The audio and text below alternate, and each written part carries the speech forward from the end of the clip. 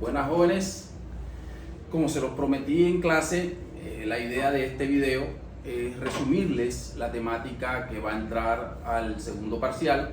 Esto es lo relacionado con el esquema finalista. De este esquema hemos dicho que tiene sus antecedentes en la presencia de elementos subjetivos en la tipicidad, los cuales aparecen ya esbozados en la escuela neoclásica. Acuérdense que esta escuela plantea que tipicidad y antijuridicidad son prevalentemente objetivos, porque aparecen elementos subjetivos tanto en la tipicidad como en la antijuridicidad. En cuanto a la culpabilidad, empieza a aparecer en ese momento en la escuela neoclásica un juicio de reproche, allí paralelo al nexo psicológico. El nexo psicológico todos sabemos que es dolo y culpa. Dolo y culpa aparecen al ladito del juicio de reproche. Entonces, dolo y culpa dejan de ser formas de culpabilidad y se convierten en elementos de la culpabilidad. En cuanto a las categorías dogmáticas, dijimos que la acción del esquema finalista es acción final. Acción final porque implica la valoración o la consideración de la voluntad del sujeto. La voluntad guía la acción y la finalidad de la acción es la realización de los elementos constitutivos del tipo penal. En el delito doloso y en el delito culposo es la infracción al deber objetivo de cuidado. Recordemos entonces cómo era en la escuela clásica y neoclásica. Según la escuela clásica, había acción cuando había voluntariedad, o sea, se debía constatar la mera inervación muscular y descartar la presencia de una fuerza mayor o de un estado de inconsciencia. Entonces, en la acción final se dijo que tiene dos fases, una fase interna y una fase externa. La fase interna está compuesta por la anticipación mental del fin, lo que quiere el sujeto agente, la determinación de los medios, o sea, la forma en que va a materializar ese fin, y la aceptación de los efectos concomitantes, entonces las consecuencias que algunos llamaron colaterales, los daños colaterales, el caso de la granada.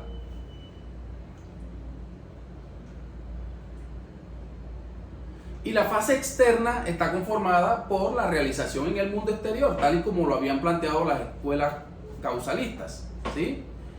Porque lo que debe hacer el sujeto, una vez orientado a un fin, es la inervación muscular y la producción de un resultado en el mundo exterior. En cuanto a la tipicidad, entre tipicidad y antijuridicidad se hizo una distinción. Se dijo que la tipicidad es un indicio de la antijuridicidad y en la tipicidad se contienen los elementos constitutivos del tipo penal sumados a un tipo subjetivo conformado por el dolo y la culpa.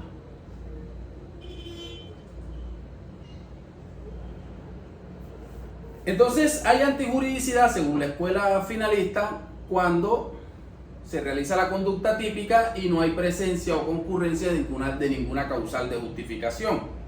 Dice el libro textualmente: el derecho penal promueve la fidelidad jurídica de las personas y esto se logra de manera más efectiva poniendo el acento en el desvalor de la acción, proscribiendo y castigando la inobservancia efectiva de los valores fundamentales de la conciencia jurídica. ¿Qué quiere decir esto? Que además de ser antijurídica aquella acción que realiza los elementos constitutivos del tipo penal sin la concurrencia de una causal de justificación, para que haya lesividad, o sea, para que haya afectación de un bien jurídico, únicamente se debe valorar la intención, como quien pretende hurtar y mete la mano en el bolsillo y no logra apoderarse del contenido del bolsillo. Esa tentativa inidónea también es punible según este esquema del delito. Entonces, en cuanto al delito culposo, este esquema plantea que el desvalor de la acción viene dado por la infracción al deber objetivo de cuidado, es lo relevante. En cuanto a la producción de un daño, es un elemento adicional que se relaciona ya con el grado de culpabilidad, o sea, con el grado de reproche. Por ende, esta escuela valora la acción humana en sí misma sin consideración al resultado, porque el resultado va a tener únicamente una finalidad delimitadora. En cuanto a la culpabilidad, esta escuela dice que la culpabilidad es un mero juicio de reproche, y ese juicio de reproche tiene tres elementos, como lo vimos. La imputabilidad es la capacidad de querer y de conocer. La conciencia de la antijuridicidad, que sería lo que nosotros podríamos asimilar como la conciencia del deber, o sea, comportarse de acuerdo al derecho. Y la exigibilidad de otra conducta, que sería un poder actuar ya de forma circunstanciada. Pensemos, por ejemplo, en si le cabe un juicio de reproche a la persona que mata a otra estando en una tabla que nada más soporta el peso de uno. ¿Se acuerdan de ese caso? El de la tabla. Se sumerge el barco, naufraga el barco Minarete, y dos náufragos se hacen a una tabla que nada más puede con uno de ellos, y uno mata al otro. Entonces no se le puede hacer un juicio de reproche al otro porque no pudo actuar de otra manera.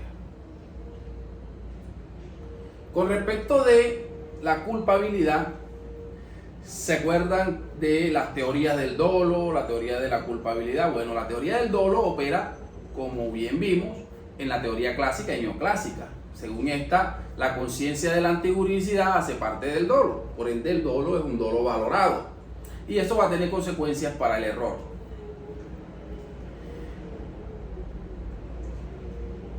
La teoría del dolo se clasifica en teoría estricta y teoría limitada. La teoría estricta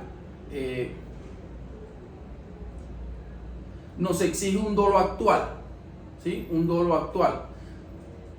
Y la teoría limitada, un dolo potencial. Esto quiere decir que cuando se realiza una conducta con mayor indiferencia al derecho, con una gran indiferencia al derecho, a pesar de ser una conducta culposa, se sanciona como dolosa. Esa es la consecuencia de la teoría limitada. La teoría de la escuela finalista es la teoría de la culpabilidad, ¿sí? Que nos dice que la conciencia de la antijuridicidad hace parte del juicio de reproche allá en culpabilidad, y que el dolo y la culpa hacen parte del tipo penal, ¿sí? Y esto va a tener consecuencias para la teoría del error. En cuanto al error, se dijo que los causalistas hablaban de error de hecho y error de derecho, siendo el error de hecho invencible, inculpable por falta de dolo, y el error vencible culposo si se admite la culpa. Y los finalistas hablaban de error de tipo y error de prohibición, siendo el error de tipo invencible, atípico, pues excluye el dolo, y el error de prohibición invencible es inculpable porque excluye la conciencia de la antijuridicidad. Y el vencible se resuelve como doloso, pero con pena atenuada. Bueno, muchísimas gracias, nos vemos en el